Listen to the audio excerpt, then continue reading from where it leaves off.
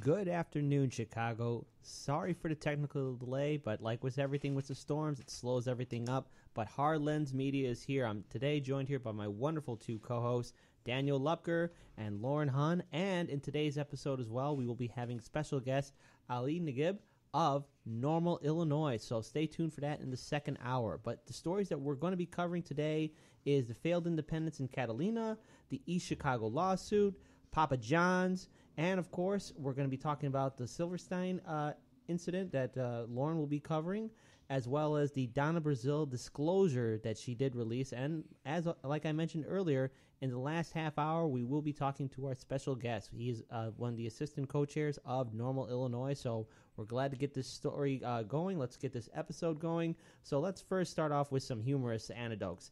Papa John's, he is basically claiming to the entire world that the reason why his company is having such a huge sales disaster is because the NFL players are protesting and it's hurting his business. It's bad for his bottom line. And listen, I am a natural-born citizen of Chicago. I lived in the city my entire life. I know good pizza. Papa John, you're not one of them. I'm sorry, pal. No. Yeah, there's only one person I respect who likes Papa John's, and that's Ethan Klein. Really? Yeah, he's a huge fan of Papa. It's kind of part of his shtick. But here's what I think is great about this story. So you have Papa John's saying that all these people protesting is causing ticket and view sales to views from TV to decline to such a degree that he's not making money, even though people have said independently that perhaps 1% to 2% viewership drop, not what he's describing. This sounds like because remember, this was what he said during a call to investors. It sounds like he could have either said, why are my sales dropping? Either A, because people are protesting police brutality, or B, I don't know. Please don't fire me. And it's good to remind everyone that I love it when Twitter banter happens between major companies. You had DiGiorno had a lot of comebacks. They were like the king of the comebacks in this fight. They had a tweet where they had a pizza emoji with it said us pizza emoji, stock arrow going up, and then it said them pizza emoji, stock arrow going down. You had Pizza Hut a little more discreetly saying, they're like, oh, our profits have been great. The NFL hasn't affected us at all. And then other people saying maybe because, and they'll tweet a picture of cardboard with tomato. No, ketchup. Ketchup and with one of them stick of cheese. Yeah. That's what they tweeted. That was it. So we didn't want to stick on this one too much, but we thought we'd open everyone up with a zesty pizza or an idea of a zesty pizza. But let's actually get onto a more serious story that's actually happening. And that is, sadly, it really depends on how you want to look at this, but the failed independence in Catalonia. Essentially what happened... Catalonia. Sorry, I apologize for that. It's even sadder.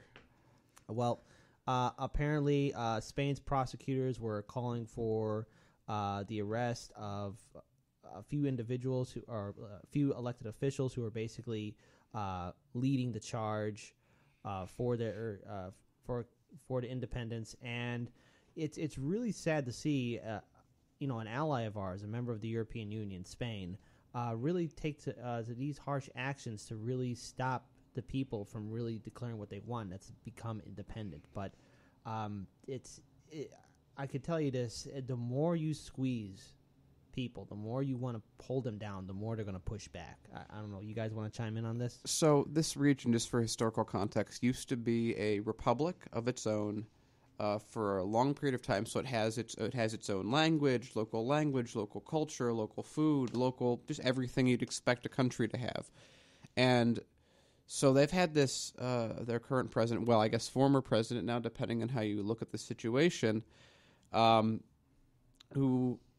started as a mayor and worked his way up to president, whose entire one issue was independence. Right. And as soon as he declares independence and Madrid gets back and says, okay, you're all under arrest, he's all of a sudden in Brussels. Yeah. So I think that if what he was trying to do, if it was to work, if he was to gain the support of the populace, if he was to gain this action and become independent like he seems to have wanted to, it goes away when your citizenry look to their leadership and their leadership has fled the country because the people that they're claiming independence from are bearing down. It makes it look like, in a lot of ways, it kills the entire momentum of the movement. Yeah. And it looks like this action is actively squashed. I'm sure there'll be still stronger resentment than there was beforehand during this, and it may lead to something later in the next couple decades to foment it to something real again.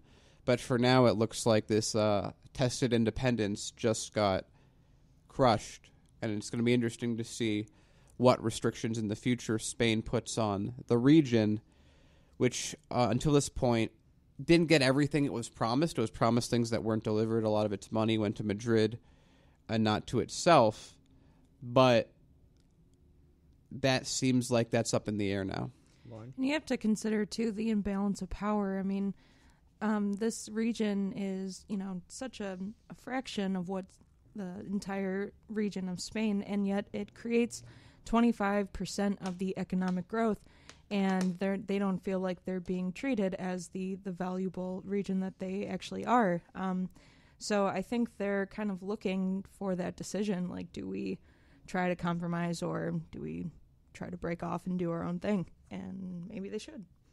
At the end of the day, apparently, what we need to remember is, like, these people who are being prosecutors right now calling for at least 5 people to come back into Spain so they can get a trial. But the concern from this group is that they're not going to get a fair trial when they return back, because Daniel mentioned before there's a huge historical context towards this region in Spain that wants to declare independence. Now, this has been going back for now 300 years. And when we see a struggle that's been going on this long and such resentment building up, there's going to be more protests, there's going to be more anger, and there's going to be more political action. And the thing is, the people of Spain, as well as the local governments there, they need to come up with a real plan to defuse the situation, not make it worse. And they're just adding more fuel to the fire to where pretty soon no one's not going to want to walk away from this. Yeah, this is how you start civil wars. I mean, this isn't how you start them. This is one of the precursors that if things go certain ways in the next, 20 years, you get a civil war. Yeah. Because, again, these are this is, in a sense, if this was in the U.S., this would be a states' rights federal kind of argument, and we know how the U.S. dealt with people trying to secede from its territory. So, I mean, what I understand from countries is they're happy to bargain with money and anything, do trade actions that maybe even deplete their own, but they will never give a square kilometer of land. Right. All right. And now moving on to another story that we've been talking about before the show started, the East Chicago lawsuit. Essentially, what is the story that's happening there with East Chicago and the lawsuit that's going on? So myself and Kit have been covering East Chicago for a number of years now. East Chicago, Indiana, to be more specific. It's a location in Indiana. East Chicago, Indiana is the most industrialized city in the entire country. It is surrounded by the largest blast furnace in the Western Hemisphere. I mean, in the U.S. The Western Hemisphere, the largest tar sands refinery in the U.S., jet fuel production, DuPont Chemicals, and a ton of other industries that are nearby. And the town specifically that we focus on of West Calumet, this little housing district that was built on what used to be a U.S. lead refinery, which is poisoning everyone in there because of the lead content in the soil. And they've been lied about this for years. This is the same town where Mike Pence was the governor and happily went to another town that was white, that was treated, that was had these kind of lead issues, and they were fixed. But now, East Chicago is Hispanic and black and African American and low income. So who cares? And so these people have been at the end of a pointy stick for the better part of 5 decades with no information, simply poison. We've talked to people, like everyone there knows someone who's died of some horrific, rare form of cancer they couldn't afford to treat or even diagnose. And so many of the kids have issues with various types of toxicities from The soil, as an example, the area that they're in, the EPA allows 200 parts per million particles to be lead, just as a naturally occurring amount in that soil. And EPA mandate says that if it's over 400 parts per million, they have to act. They had front lawns that kids were playing on for years that had 90,000 parts per million. So, and again, they were intentionally kept in the dark of all these issues that they were having, because it seems very much from the government's point of view, they're just poor black and brown people, just put them on the crappiest land possible and make some money off of it. Yep. And so we've been to the schools, the brand new school they just paid for that was being closed down because it was unsafe because of the toxicity. We were there a year and a half ago, and that school, I think they put $12 million, I think $2 to $12 million to rebuild it. They put a whole new infrastructure. Yeah, they just paid for it, and now they never can use it. Yeah, and this is a town that has a town that has no money because it's poor. Again, and it's surrounded by every industry. So in reality, you have to think of this from a government point of view as an industry area that happens to have some people. So what's happening with the lawsuit? The lawsuit is everything that we just described. They are now suing because the government's not doing anything about it. No one's coming to their aid. They've been formulating this lawsuit, what is now a real lawsuit, but was when we were covering it, a hypothetical lawsuit for a while to sue the government and the people involved for, poisoning their entire town, allowing it to be poisoned for years, saying nothing, allowing them to make investments, not telling them that their water's poisoned, their soil's poisoned, that the type of housing that they've been in is completely open without any insulation. I mean, this entire town was built to not care about people getting sick. It was built from the government's point of view, would have been built for people that didn't matter. That's what they're suing about. It's when me and Daniel went to East Chicago, Indiana, the very first time, it was the first time we worked alongside Jordan Sheridan of TYT Politics, and we had no idea just how bad the situation on the ground in East Chicago was, because Indiana as a state as a whole has a whole laissez-faire attitude towards regulating large industry. So that means basically if you're a large industrial corporation, the world is your oyster over there. No one's going to regulate you. No one's going to inspect you. And basically, a lot of these pipelines and chemical waste are going into our fresh water sources like Lake Michigan or the underground water deposits or the rivers. And the thing is, when we got to East Chicago, the very first time we were there, the one question I remember asking the EPA, which was just a few steps away from where the Indiana State Department was at, where they were conducting tests on the people, they said that the water isn't in danger. It's just the soil. It's just the soil. Well, a few months later, we found out that there is lead in the water. There's not just lead. It's almost every heavy metal. There's tritium, which you only get from, oh, look at that. It's a byproduct of the blast furnace process. How did that get in the water? Well, no, see, and the thing is, no one bothered to really check. No one at the city level, county level, state level bothered to check. And the thing is, countless people for many generations were afflicted with horrible diseases and birth defects, and families were ruined, and a lot of people are put into financial ruin because basically that land, that township, is really unlivable. No one should be living there, and no one should be going through what those people are going through right now. In fact, it's legally designated a Superfund site, which is a fancy way of saying toxic waste site. Yep. So you have people living in toxic waste. And again, this isn't unusual. We have over 3,000 sites in the U.S. where people have higher amounts of lead in their water than Flint. And I just want everyone to remember, before we move on to Lauren's segment about for the next story, I need all of you to understand East Chicago, Indiana, and Indiana as a state as a whole doesn't live, it's not located in another country. It's not on another world. It's right next door to us. And we share Lake Michigan with Indiana and all those large industrial corporations that are pouring their toxic waste. It's also coming to Chicago. I want to add in to everyone that, I don't go, after I learned this, I just don't go into Lake Michigan anymore. And that's, so in Indiana, if you have toxic waste, you can't dump it unless you mix it with 10 parts to 1 part water. And then it's safe. Then it's regulated toxic waste. Doesn't matter what it is. You just have to mix it with water. Yeah, regulated toxic waste. So what do? They take their waste. They bring in Lake Michigan water, they mix it with the water, and they just discharge it back into the lake. And this is the water that is one of our last freshwater Yeah, sources. they got it. And so they do about 4 billion gallons of this regulated toxic waste goes into Lake Michigan every year because, again, they've mixed it with water, so it's okay to put in water because it's been mixed with water. So on that final note, if all of you are looking forward to going to the beach this summer, swimming in Lake Michigan, or catching a nice fish, think about it before you do it. So, Lauren, we're going to give the segment to you. I'm pretty sure all our listeners are really interested to hear this story. So why don't you introduce it to us and tell us what the main situation is? Sure. Okay, so about a week or so ago, we had state lobbyist Denise Rothmeyer. She's currently running for a legislative seat of Lake County, and she proposed a bill last year that unfortunately got tabled, but it was to bring awareness and training to government officials when it comes to sexual harassment.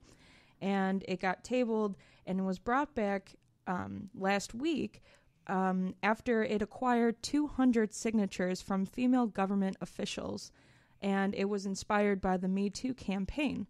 And there's been a lot of criticism for the Senate President John Collerton and Speaker Michael Madigan for not having a lot of urgency when it comes to issues such as this. Now, the accusation is against Senator Ira Silverstein, and he has recently been removed from his leadership position following allegations of sexual harassment. He usually got an annual stipend of about $20,000, and he'll no longer get that, thankfully. But Ms. Rothmeyer, her complaint was, so it was silent for about a year. She was saying that he was making inappropriate comments about her appearance and sending her hundreds of Facebook messages, calling their meetings dates. Made a comment about how she was working on her six-pack, how she was good to look at, and issues like this, it's like this needs to be addressed because these are our government officials, and if we're not treating each other with respect and in a professional, ethical sense, it doesn't really provide a clear road for the rest of us here. So thankfully, because of the 200 signatures, it's back on the table, and they're hoping that that they will come to a vote here in fairly soon. Thoughts, guys? So this is, I guess to some people, this is stuff like this is brand new. Glad that people are listening now, but this is what you're describing is something that seems both the tip of the spear, the top of the iceberg, and ancient. I would almost say what you're describing is as old as civilization. People taking advantage of their position to get things that they want. And that's what this is. This is someone in power taking advantage of their position to get what they want, to treat someone the way they want, to flaunt that power.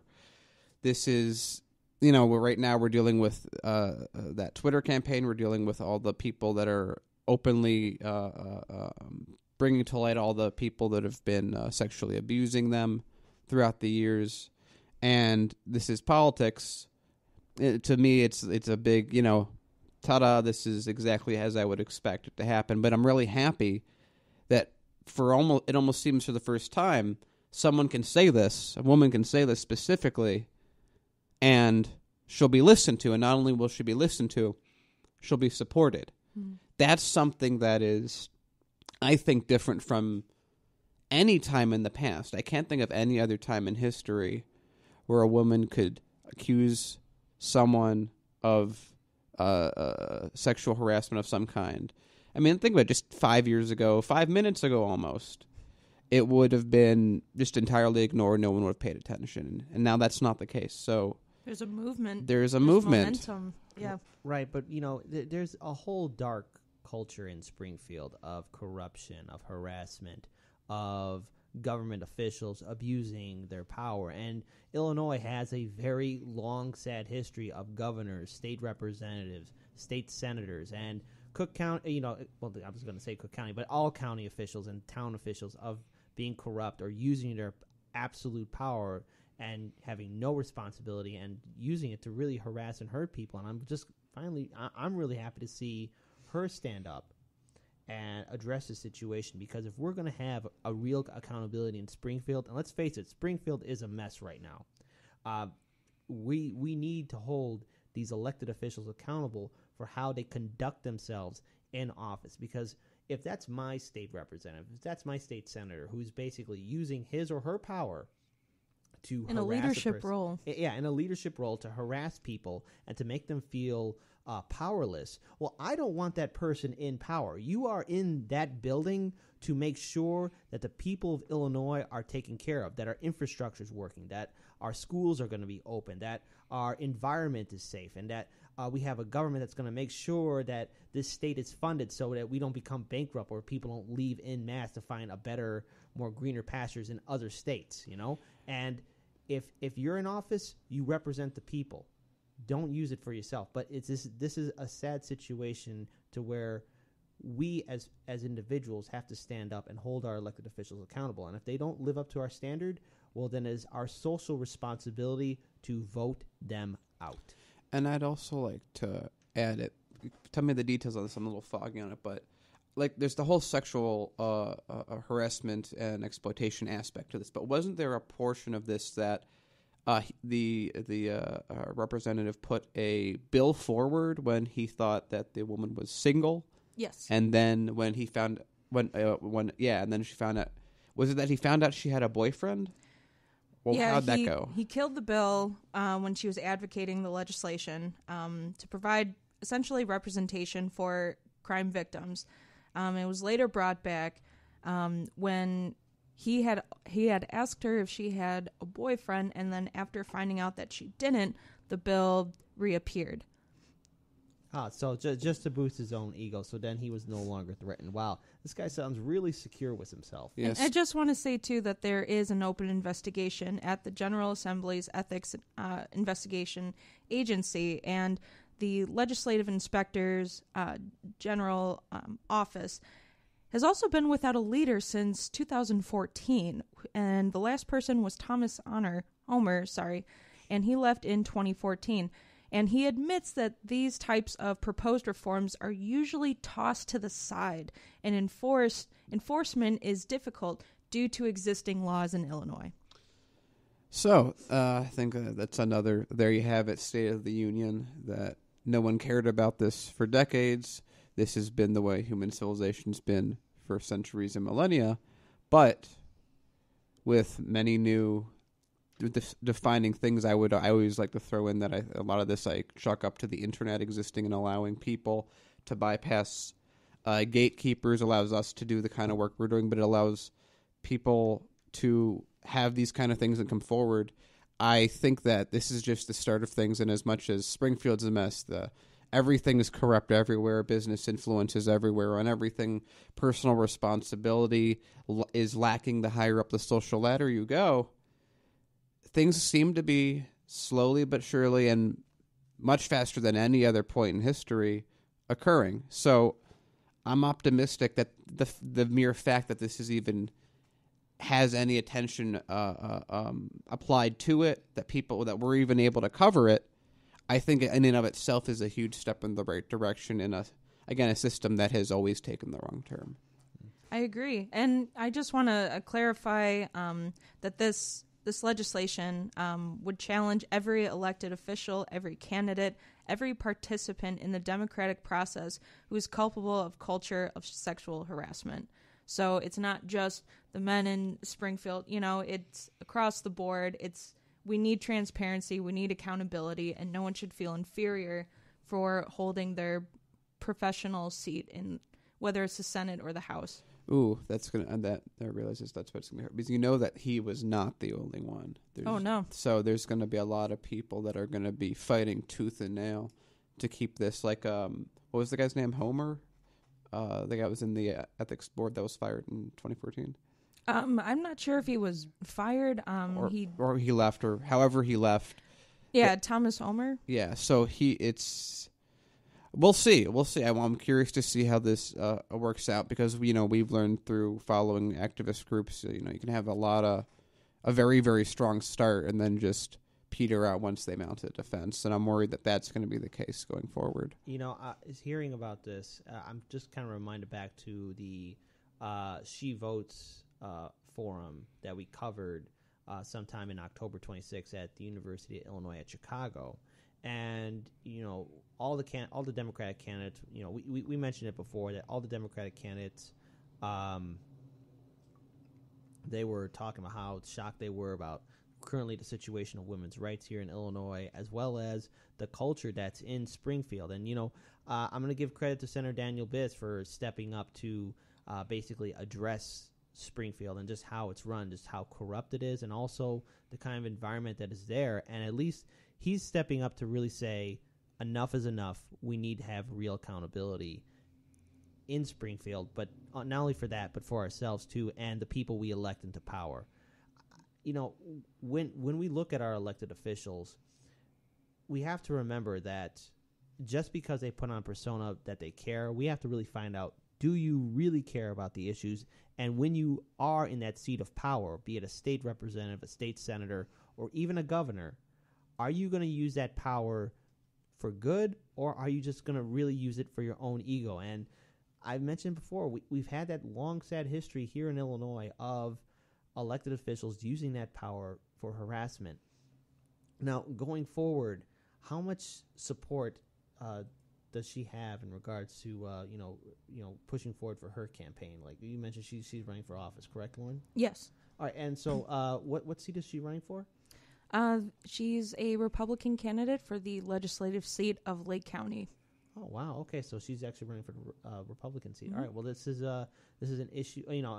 Let's be honest too. There's an issue of Democrats that have done the same thing as well in the past too. So It's not even. I would always say it's not even Democrat or Republican. It's just people in power flaunting said power in a formula in a system that doesn't require restrictions or real responsibility. And again, it's just more corruption and lack of accountability.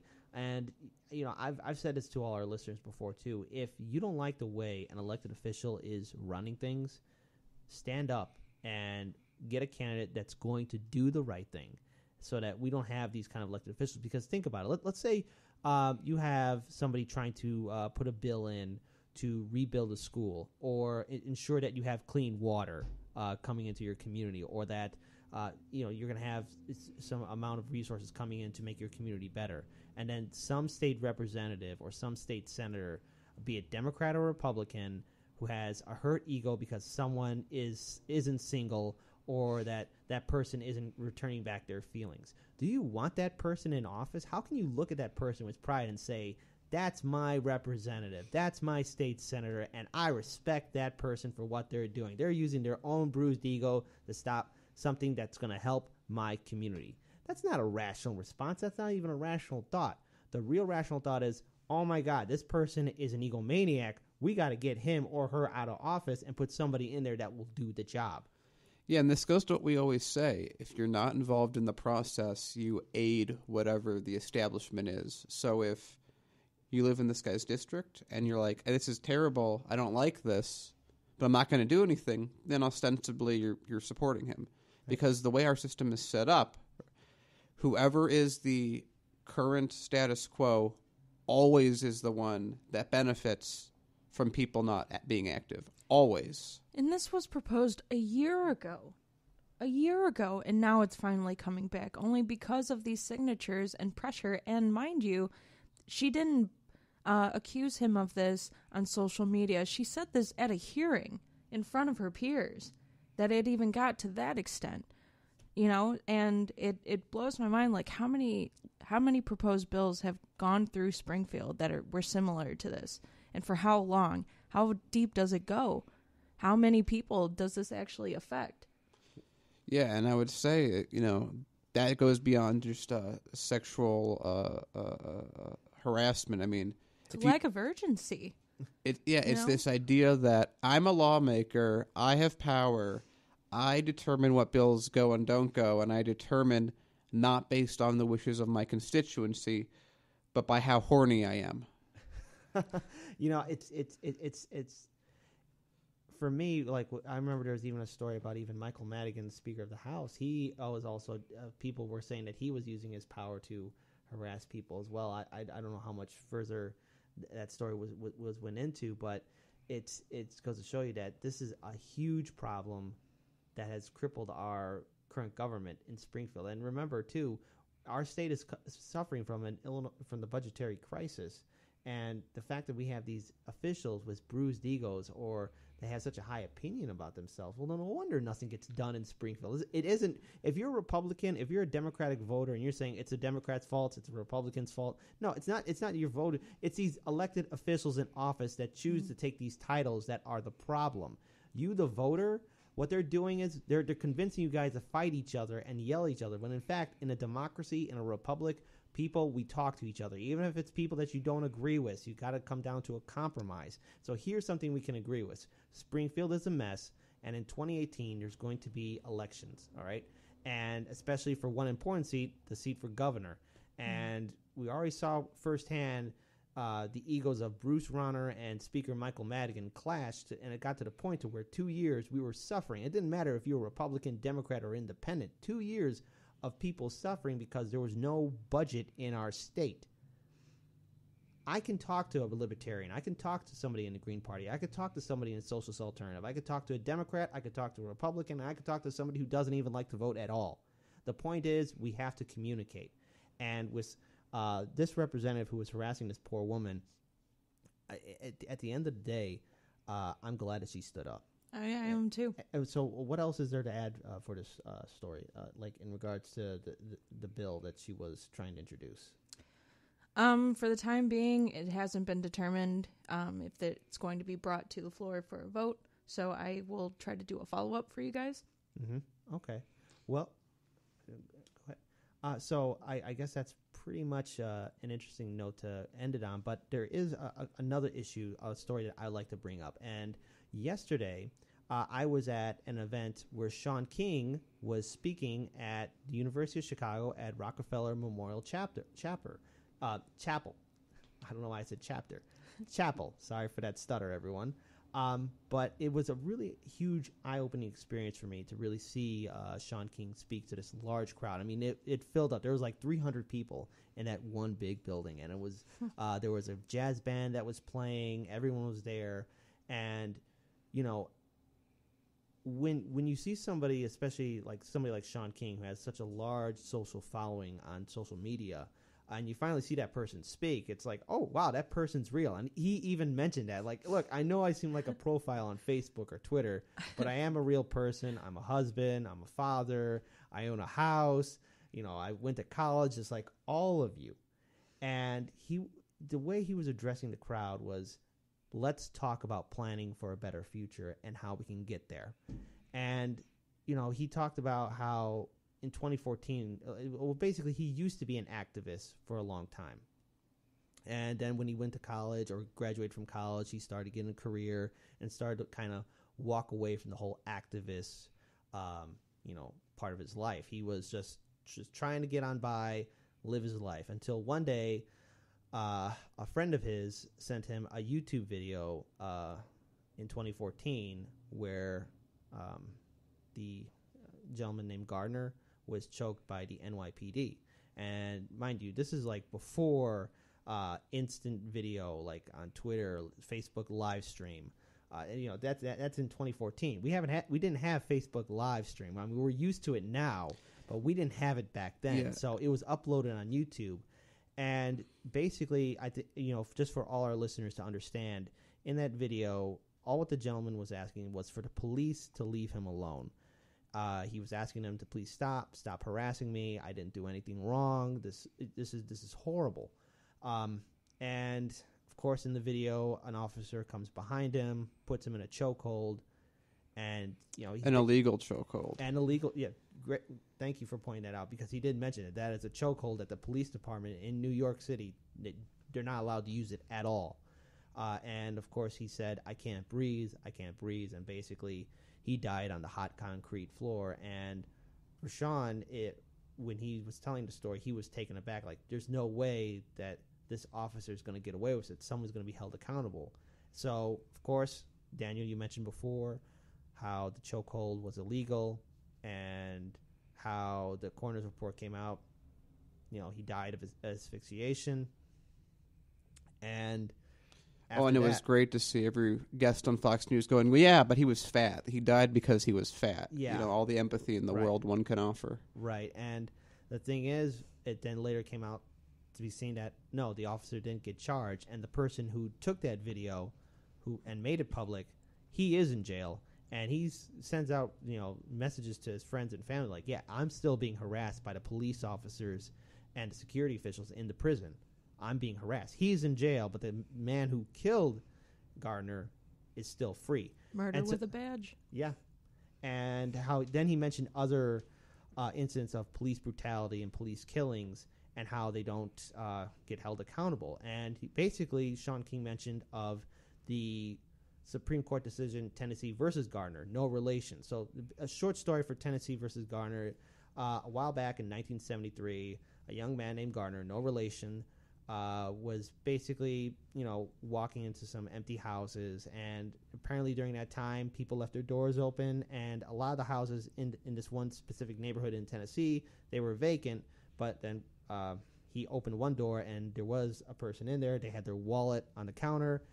And he took the wallet and ran away. And the woman who lived in the house called the police. The police were looking for him. They found Gardner climbing a fence, the officer who found Gardner. He was 100 feet away. He took a stance and shot him in the back and killed him. And it was a horrible murder. And his father of Gardner, kept on fighting. Like, no, you should not have done that. He was not a threat. You did not have to do that. So he took it. He was fighting in the aftermath of the civil rights movement, the aftermath of Dr. King and Malcolm X, who were shot at long before. And he then went out to say that this went all the way up to the Supreme Court. And the thing is, the Supreme Court made a ruling indicating that no way should a police officer do that. And beautiful writing in it about how these are the standard procedures of how you deal with a situation. Say for one sentence in there, unless you feel threatened. So unless you feel threatened, unless you're a police officer and you feel threatened by somebody running away, somebody who's defenseless, you have that right to basically, and that's a situation that's happening. And I want to just kind of wrap it up just real quick, because the thing is that the reason why we are in this situation right now with police brutality and lack of accountability is because the law is on their side, and the wording of the law has protected it for so long, and we have a system in which we are used to it now. And people haven't really been standing up. So by protesting, absolutely protest, scream and shout and hold people accountable. But what Sean King was saying is that we need to have a plan. We need to get our elected officials to have a plan. And the Democrats don't have a plan. They're just still running on the fumes of neoliberalism and just assuming that we'll fall in line and vote. But unless you don't have a plan, unless you're not really to bring in real legislation to have an active talk, an active conversation, and bring real reform, we're going to still have corruption, money in politics, and lack of accountability, not only for our law officials, but for our elected officials who turn a blind eye to a system that is inherently corrupt and falling apart. And I wish we could live stream, but unfortunately, the people over there, they were doing their own live stream, but I do recommend that you check it out. It was a wonderful speech, and I learned a lot in regards to how we can really reform.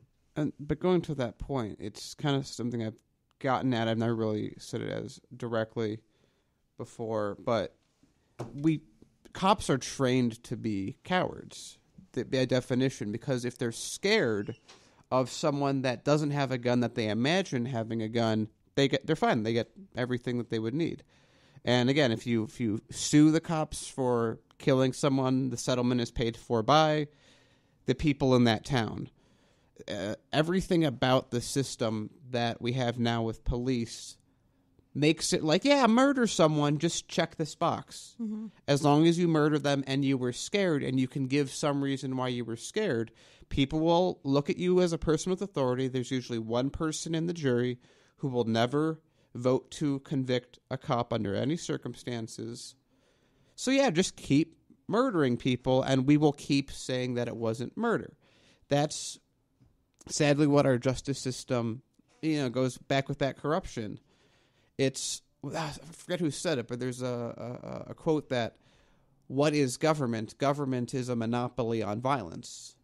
So if you're a government, it's the police that get to shoot people and kill people, and that's fine because they're part of the government. But if you had police, the same police doing the exact same thing, and they weren't government, I mean, from what I remember, if you're shot by someone you don't know, 1/3 of the time that you're shot by someone that you don't know, it's a cop that's shooting you, statistically. So we've gone to a point where it used to be a little more restrained. You wouldn't just pull out a gun and shoot someone for being 100 yards running away from you. But now it's, they move their hand quickly, and a gun might be like 3D printed in their hand in half a second. That obviously wasn't there, but it looked like it was there. Or they're reaching for their waistband, even though one of the places human hands naturally fall is around the waistband. So he must be a threat, and let me kill him. Oh, it doesn't matter that he didn't have a gun. I was threatened due to, again, court cases like that. So, this is a system where people in power are given tons of authority, very little responsibility for their actions, whether it be what we talked about earlier, whether they're sexually assaulting people that are either running for government or lobbyists or doing this or doing that, or if they're in Hollywood and they're doing the same thing, or if they're in business and they're doing the same thing, or if you have those two cops that it hasn't gone through court yet, so I can't that seem to have raped that girl after they arrested her. They drove her to a secluded parking lot, and raped her. But that's because that's the atmosphere that we have throughout the country, and it's not just politics. It's people with power. That's the real category. And I just want to add, too, for our viewers, to please check out the investigation on the Chicago Police Department that was conducted by the Department of Justice earlier this year. It's a very long document that contains very disturbing statistics and oversight and abuse of power, lack of training, and etc. So I would highly recommend doing that, because our own great mayor, Rahm Emanuel, promised that he would look over this investigation and that there would be oversight, and he has walked away from that promise. So keep that in mind for the next few elections, and we need to hold these people accountable. All right, and basically I want to let all our listeners know, thank you again for tuning in. We are going to be entering into our break quite shortly. Sorry again for the technical difficulties early on, but hey, these storms do cause problems, but we push through because we're Hard Lens Media, and this is for all our listeners. If you like this content, please listen to us every Saturday from 11 a.m. to 11 a.m. to 1 p.m. Central Standard Time. We are on Facebook, Twitter, Instagram, and on YouTube. We have a Spreaker account, and also we have a Patreon account. And the thing is, if you like what we do, please check out our Patreon page. Your support, you guys will be our main backbone. So that support you give us will help us push forward to give you more content and more exclusive interviews that we do on this show. So essentially, get a drink, relax, we're going to listen to some music, and then we'll enter into the second hour of our show. Also, I would like to add that all the topics we're discussing today, we've posted on our Facebook page, so if you want to check our sources, read through a little more, and if you think anything's interesting you want us to follow up on, let us know. All right, peace, everyone.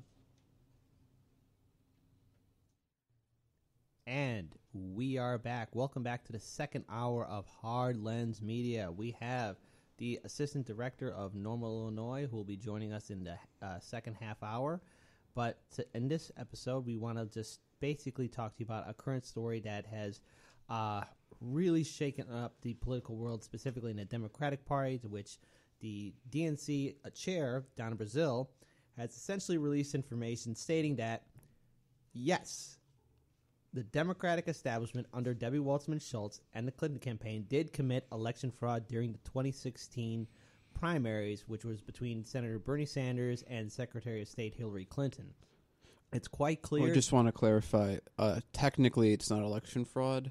Right. But it's election fraud. You got to call it what it is, because I've been saying it for the entire time of the primary. Daniel's been saying it as well, that it's quite clear that there was rigged machines, voter tampering, voter purges that was going across this entire country.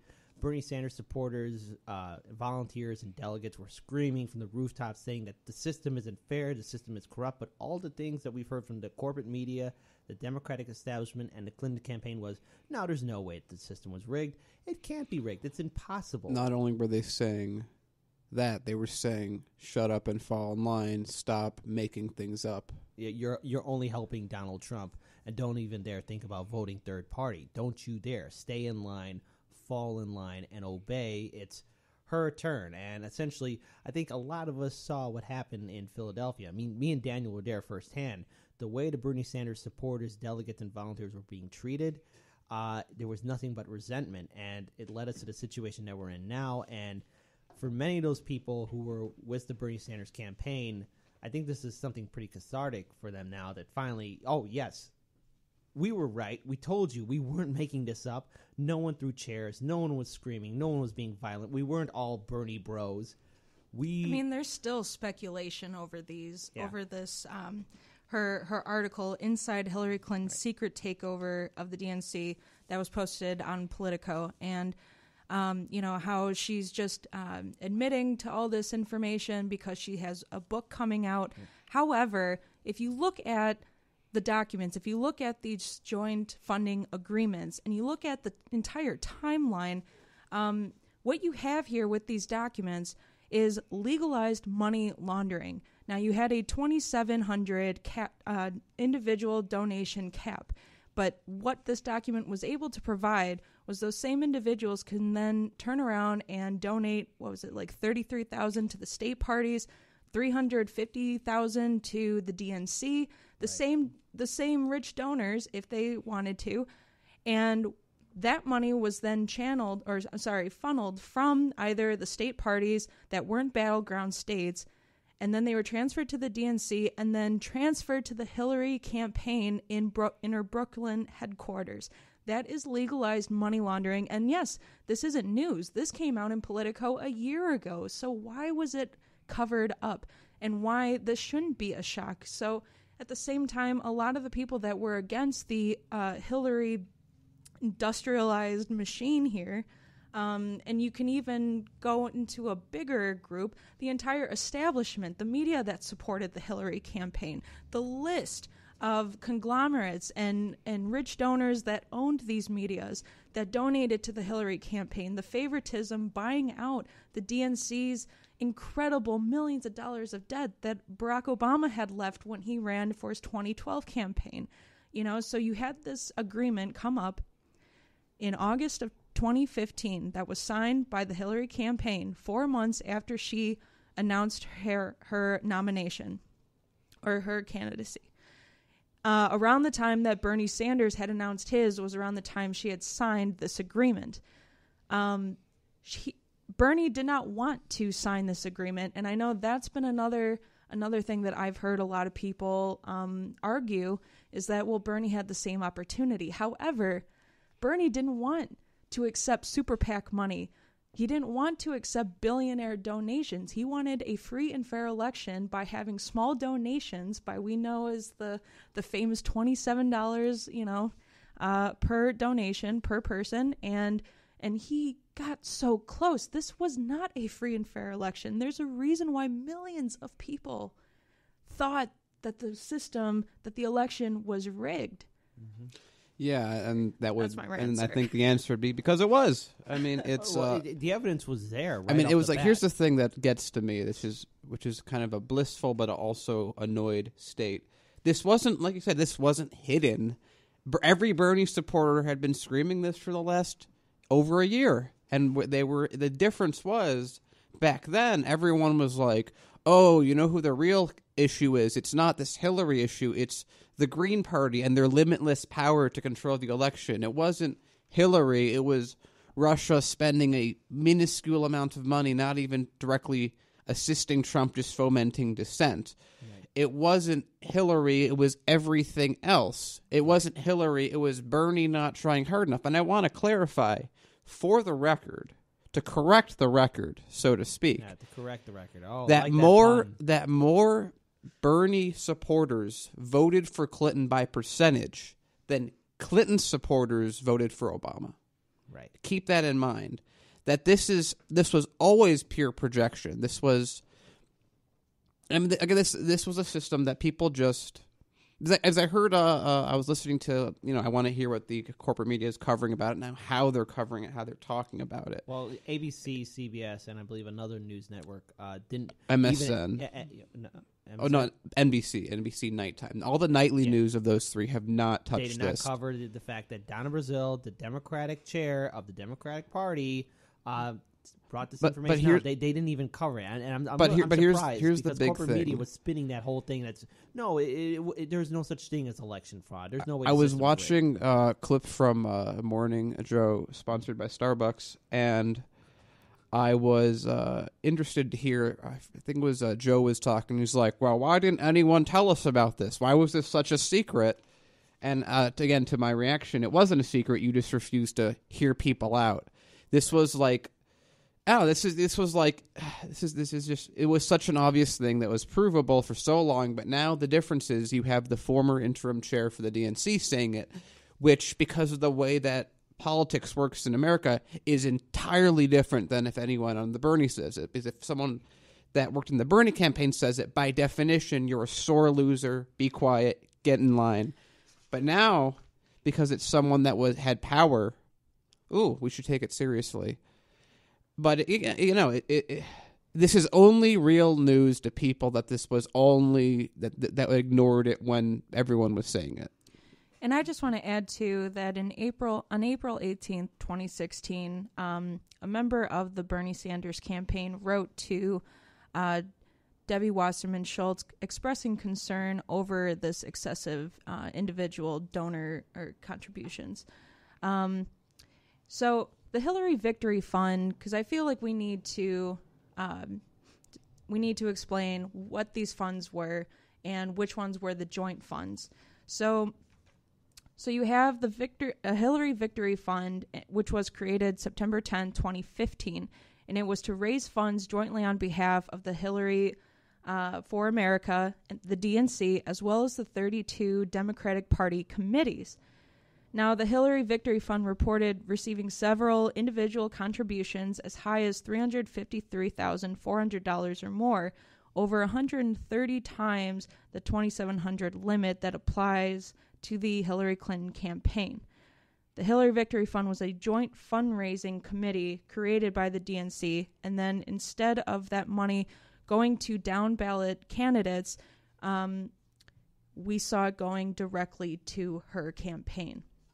Right. So that, just to say that again, because it's such a powerful point, not only did she funnel money, because ostensibly, everyone can only do $2,700 a person, so if all her donors give $2,700 to all these people, that they would then deposit it into this fund, and then that fund would just be transferred to Hillary Clinton, so she would get around that limit.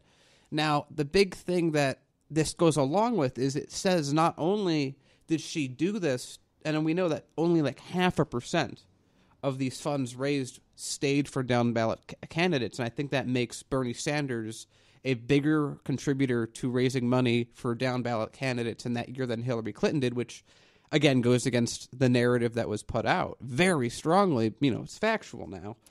And you have this shift. And then you have a huge amount of Democrats who were devastated in the last election.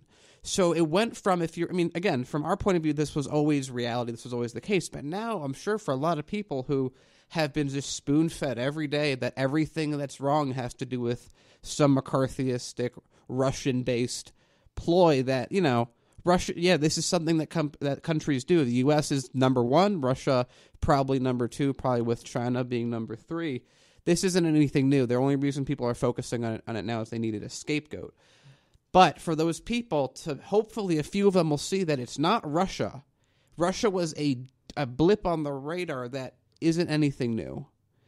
And it was Hillary Clinton literally taking all the money from the party for herself, losing it in the election, causing the election to fail. So ostensibly, you could say now that you can directly say Hillary Clinton affected the Democratic Party's ability to win and led to Donald Trump coming to office.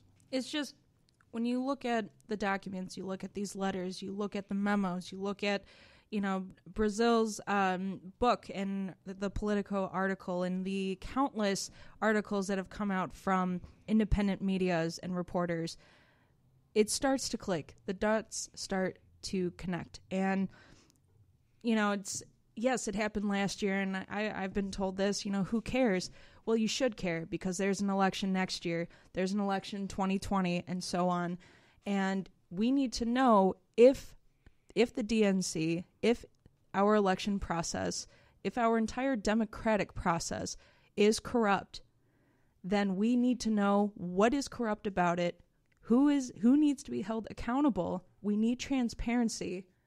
And then we fight for the people that want those same things.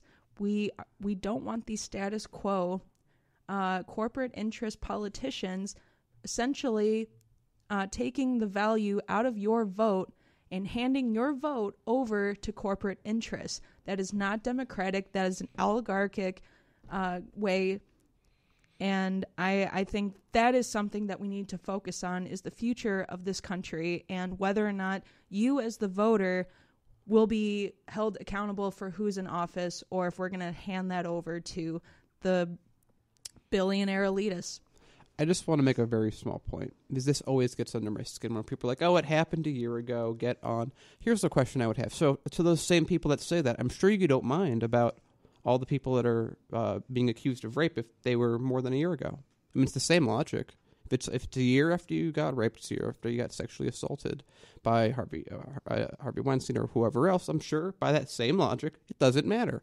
Oh, wait, it's different. It's just hypocritical thing. I can't stand that argument that, oh, it happened a year ago, it's political, it doesn't matter. It doesn't apply to anything else. It reflects our entire democratic process. And this also leads to another thing. Remember, 40% of Americans are identifying themselves as independents. People don't trust the two-party political establishment system. They don't trust the Democrats. They don't trust the Republicans. And we see firsthand with the GOP and how they run their system and how they disenfranchise their voters. But now it's finally out there that the Democratic establishment does the same thing, because they're just like the Republican establishment. Granted, the Democratic establishment might say the right things or be correct on the right issues, but at the end of the day, they like money in politics. They get the same donations from the same banks, Wall Street so investors. Defensive about this? Their pockets are about to get a little lighter. Yeah, of course. And the thing is, 2018 and 2020 are going to be around the corner. So, especially when it comes down to the 2020 presidential election cycle, will the Democratic establishment put up another neoliberal like Cory Booker or Kamala Harris? And let's say they want to ignore maybe Bernie Sanders trying to run again, or maybe even Tulsi Gabbard. Maybe she might put her hat in the ring to run, or maybe or maybe Nina Turner. So will the Democratic will the DNC do the same thing again? Because if they do, well then it might be really impossible to reform the Democratic Party, and the Democratic Party just may go down. And I wish all the best to the Justice Democrats, brand new Congress, and our revolution, because it's quite clear that the DNC establishment knew what they were doing. They knew what they were doing during the 2016 presidential election cycle. They were for Hillary Clinton. And even when we had elected officials who were part of the DNC chair, like Tulsi Gabbard, stand up and say, no, we're not being neutral. We're already picking Clinton. There's clear corruption and election fraud that's happening here. What did the DNC establishment do? They stabbed her in the back, they threw her out the door, and they didn't want anything to do with her. In fact, they were actively working against her, especially when she was running for re-election. And look at how they treated Bernie Sanders. I mean, the only reason why the Democratic Party is still afloat is because of Bernie Sanders, and they're treating their MVP like he's worthless, like he's a rookie. He understands the real issues that are affecting Americans. And, I want to think that the DNC establishment has learned its lesson, but let's rewind the clocks back a few weeks ago. Didn't they do a whole purge of Keith Ellison and Bernie Sanders supporters within the DNC? I mean, did they or did they not do it? Oh, yeah, they did. right? I mean, it's Keith is still ridiculous. there, but yeah, no, it was. But he has no allies. He's on his own now. He's surrounded by. Yeah, you're ostracized if you challenge them. Yeah.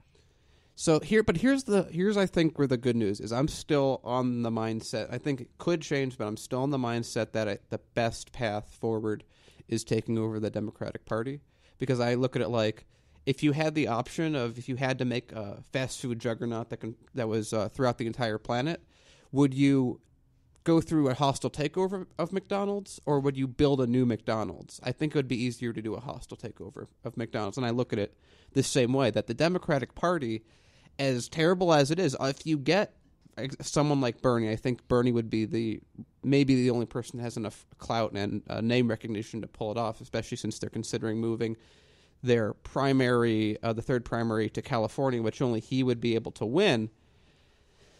Then maybe...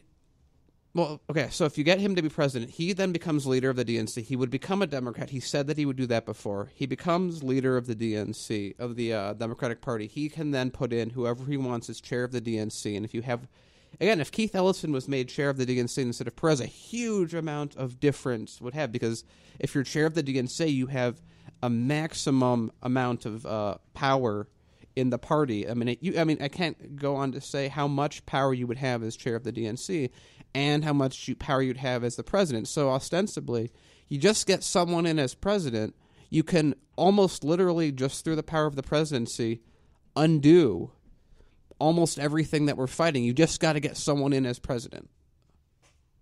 You know, for one thing, I just want all our listeners to understand that, you know, money in politics plays a huge role in the way our government's run. You know, corporations are people, money is speech.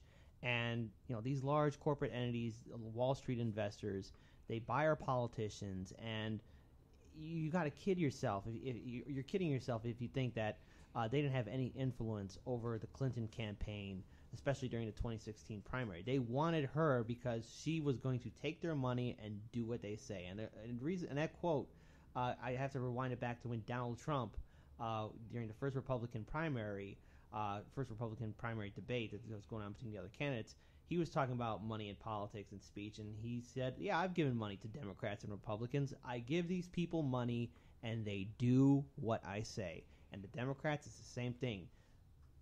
Wall Street investors and the banks, they gave her money, and she did what they said.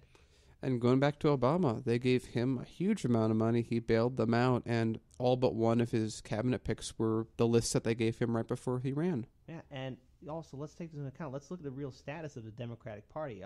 When Clinton took over and she bought Obama's campaign debt and everything else, the Democratic Party is essentially bankrupt. And they were making that whole comment that, oh, we're bringing in money, we're getting all these donations, we're doing great. $24 million? Yeah.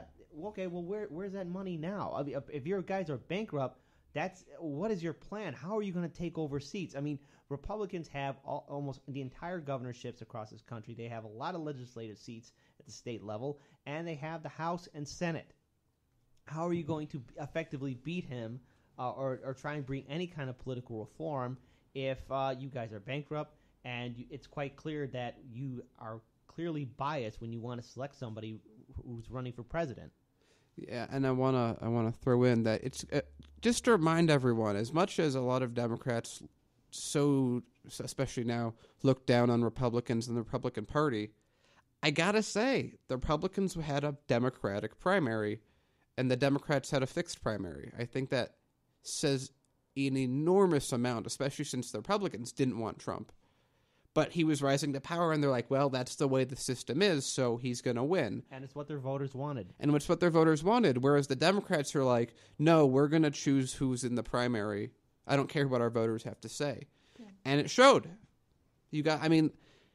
For Trump to win, okay, here's what I keep saying about Republicans and president, even in general. Democrats on paper win almost every single argument with the vast majority of the country. If you want to talk Medicare for all, that's a majority of Democrats, Republicans, Independents. Almost everything that Sanders said is agreed on by the majority of Democrats, Republicans, each individually, and Independents. So they win everything on paper.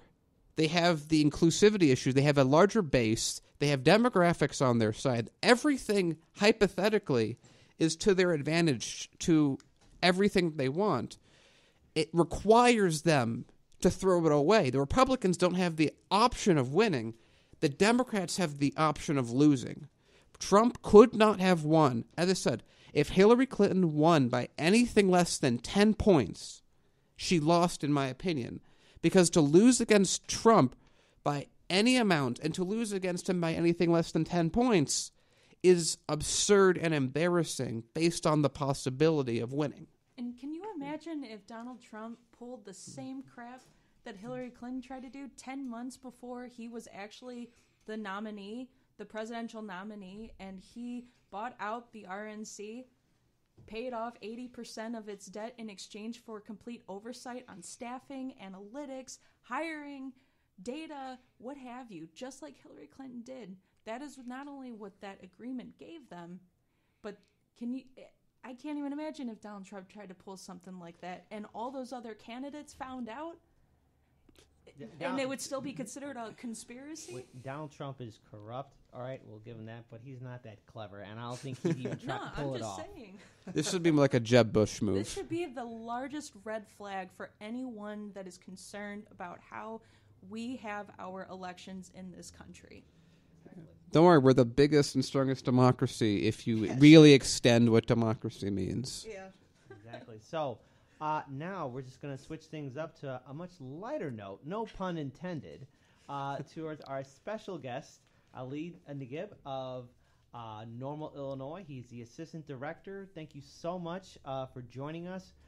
Basically, real quick, why don't you introduce yourself to our listeners so we have a better idea who you are and the organization that you're a part of. Sure. Thanks for having me. My name is Ali Nagib. I am the assistant director of the Illinois chapter of NORML, which is the National Organization for the Reform of Marijuana Laws. NORML is the oldest public advocacy organization in the country, advocating for the reform of our cannabis laws to end cannabis prohibition. And it is also, we are one of many state and local chapters working to end cannabis prohibition, reform our laws, both in terms of adult use, medical, industrial hemp, and everything related to the cannabis plant and changing the way that we approach it. So I think for a lot of people, the conversation has really changed in regards to cannabis legalization. More people are starting to become open to the idea of it being available to the public.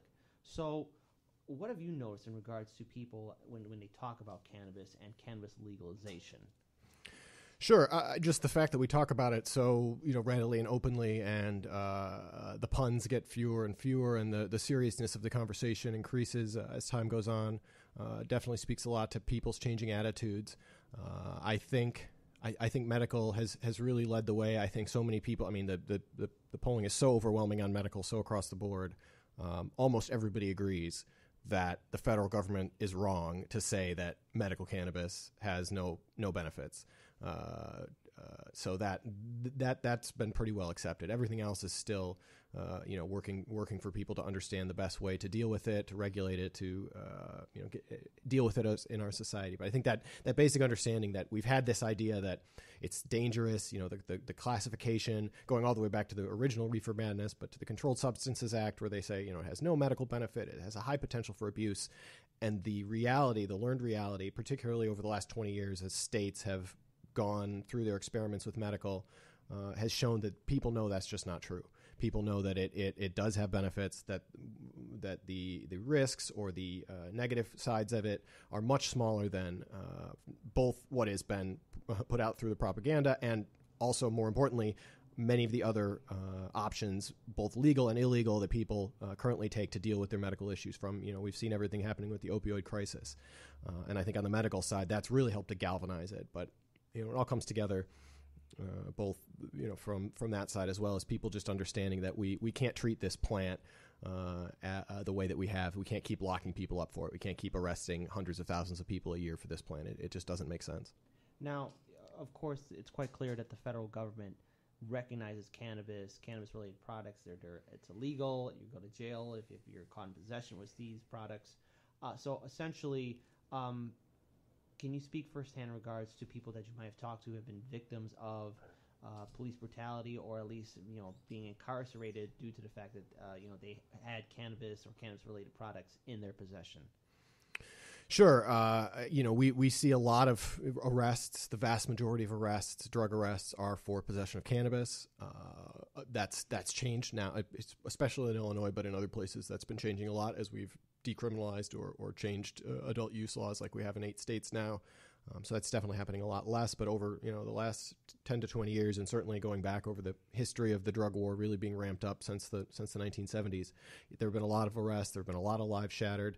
We've seen the racial disproportionality of the drug war, both in terms of cannabis and other drugs. But really, it's mirrored. The war on the so-called war on drugs has been a war in our communities. It's been a war on cannabis, and it's a failed war that we're just working to try to end.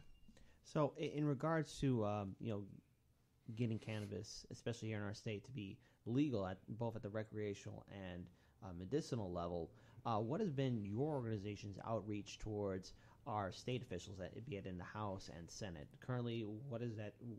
What is the talk in regards to getting cannabis to be legalized here in Illinois, similar to how Colorado has it? Sure. So we've been working for the last 10 and more years with the General Assembly, involved in committee hearings, involved in working to get people to speak with their legislators, both in Springfield and in their district offices and by phone and every other method.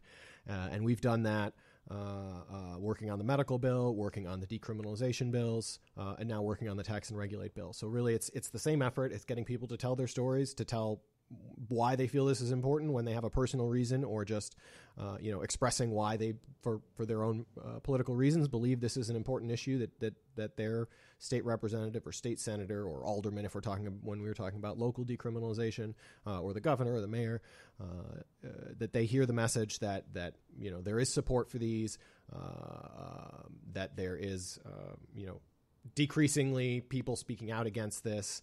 Most of the people speaking out at this point are sort of institutional, so to speak. We rarely see a big groundswell of public opposition to the bills or the proposals that we're looking at.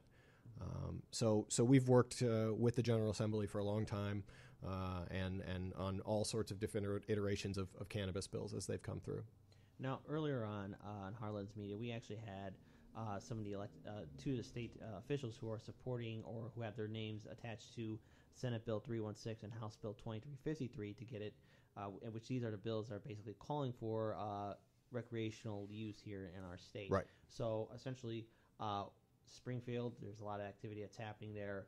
Currently, can you speak about the status of those two bills and what kind of outreach has there been to people, let's say, who come from more conservative counties or conservative districts?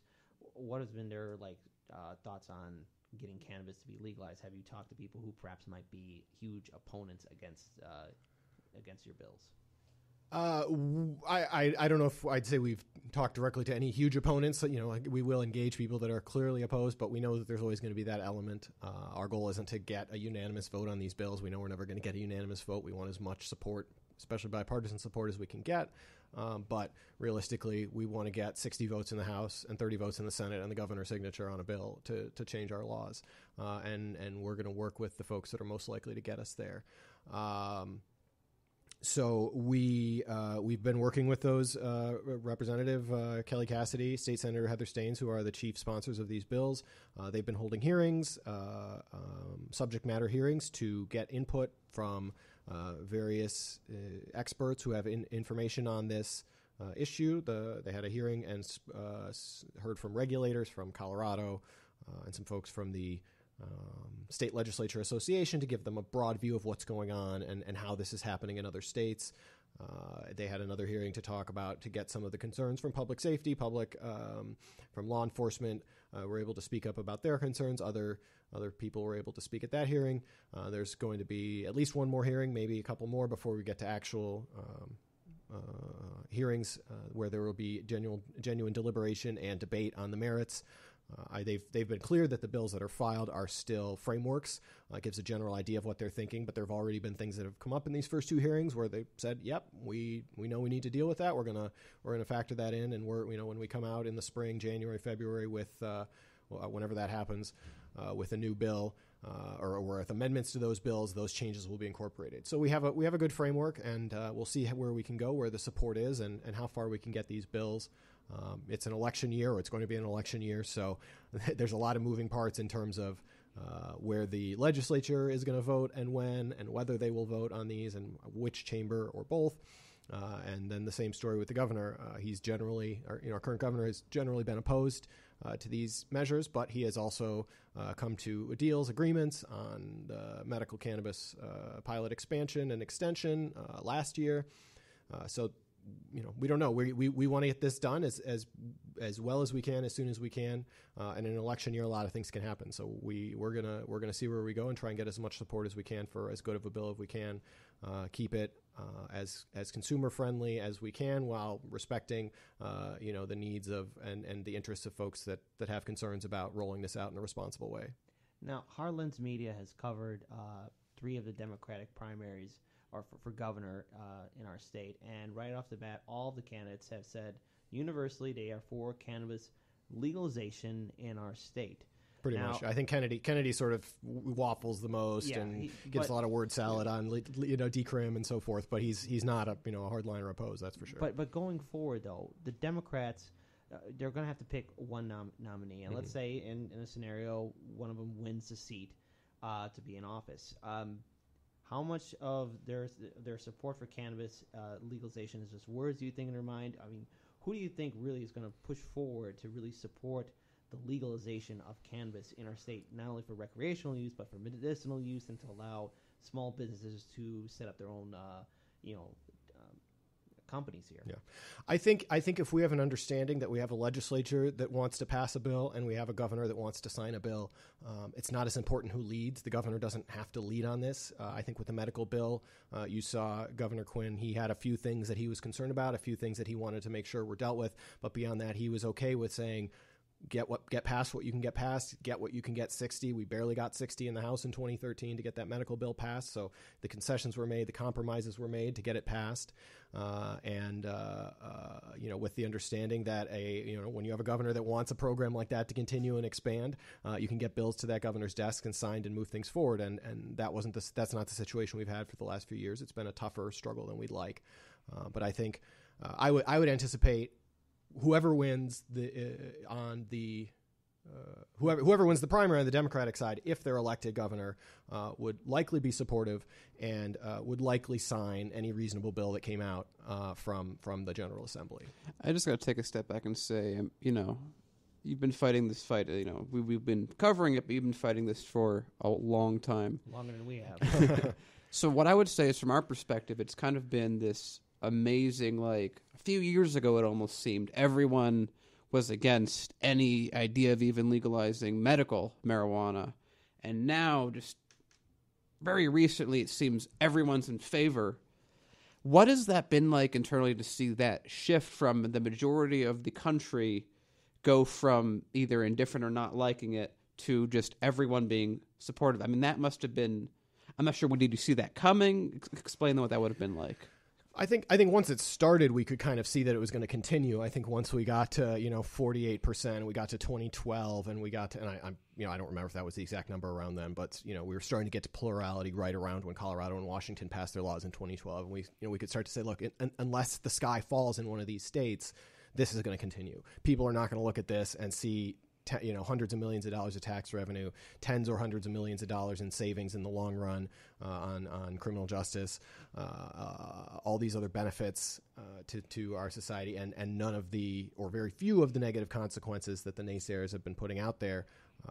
We're not that surprised that it's continued, and as I said, especially on the medical side, where it's so much clearer as the opiate crisis has exploded. We know so many people who have gotten off or substantially reduced their opioid intake by switching to medical cannabis or using it as a substantial replacement for that. So all these things come together. I think people having the firsthand stories. I think we saw it also. Not to draw too close a parallel because the politics are different, but lots of times people draw the parallel with marriage equality. And I think what's the same there is when somebody who has a different experience than what you're commonly told, you're going to say, okay, wait a second, maybe what I'm told about this isn't true, and I should rethink this. And I think that's what happened, whether it was for their medical benefit or their adult use benefit or whatever you want to call it. So, of course, let's say Illinois, where we have recreational cannabis here in our state, and there's businesses that are going to soon start opening, and people are going to be allowed to buy.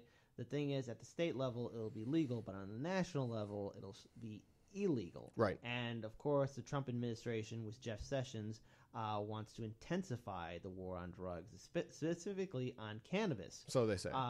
Well, as much as they want to, of course, Trump and his administration have a horrible track record of getting anything done. But, of course, Jeff Sessions really has his target on cannabis and really intensifying the war on drugs and bringing back failed programs like DARE. So, of course, we have to take this accountability.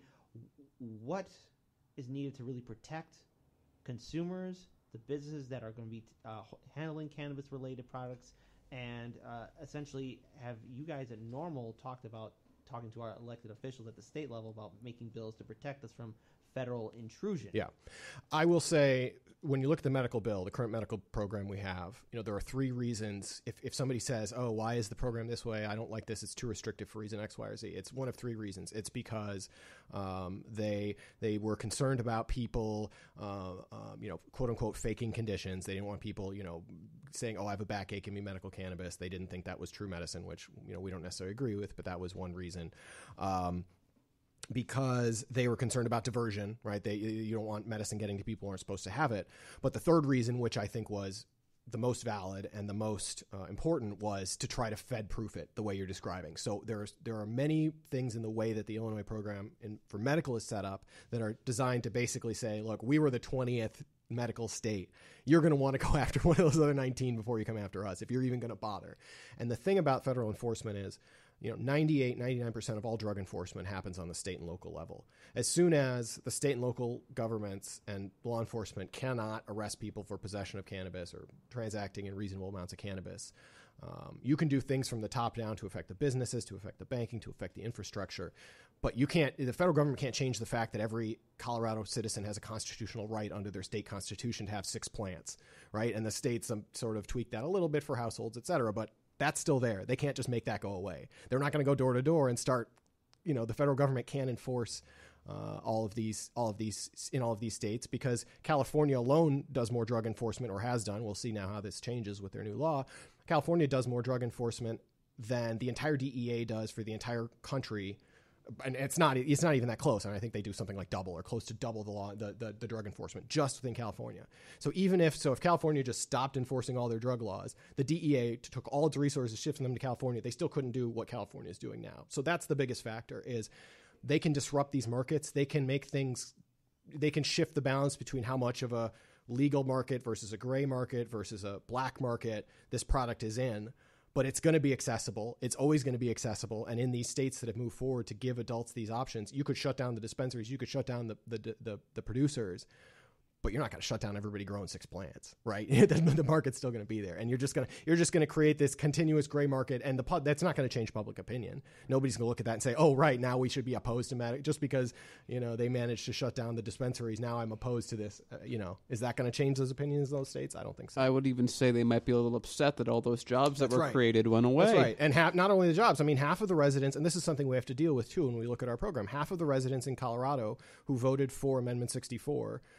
Their initiative in 2012 said that the tax revenue was the most important reason, and they've been getting hundreds of millions of dollars of tax revenue, and that's a big deal, right? So we need to acknowledge that both as advocates, but also as realizing that's part of the trade-off with the way that the public sees this, and saying, hey, we can get revenue, we want to be reasonable about it, we got to strike a balance between too much and too overtaxing and creating too many gray markets and so forth. Again, we're going to work on that as we continue to shift with alcohol and tobacco. And I don't know that any of those really have the right balance, but I'd say those substances and the way we regulate them give us at least a framework to think about and say, yeah, we can increase the tax here, we can change this regulation here, and if we balance it out right, hopefully, and we shift things over time, hopefully we can minimize public health issues, maximize tax revenue without having diversion, without having gray markets of tax evasion and so forth.